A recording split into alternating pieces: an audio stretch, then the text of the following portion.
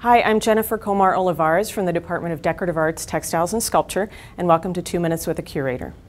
I'd like to talk to you today about this dining room suite designed by George Grant Elmsley for Mrs. Hannah, a client in Chicago. And this is an extraordinary dining room suite. Why is it different from other Prairie School furniture?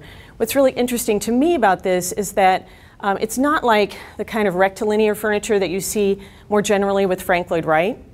It has a lot of delicate details.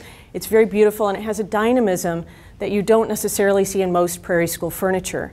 For one, it's made of mahogany, which is a very exotic wood. It was quite luxurious at the time and not necessarily associated with this style of furniture.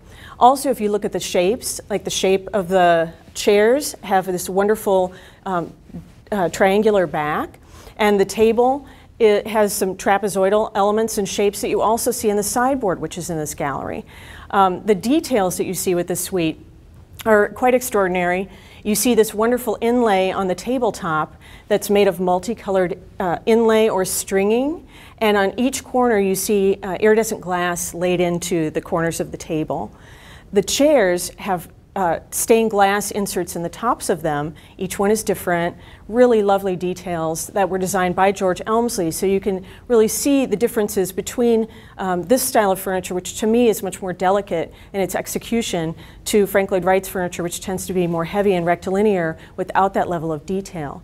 George Grant Elmsley worked with William Gray Purcell here in Minnesota, and his style is quite distinctive and quite lovely, and so it's a really interesting comparison between the two within that particular Prairie School style.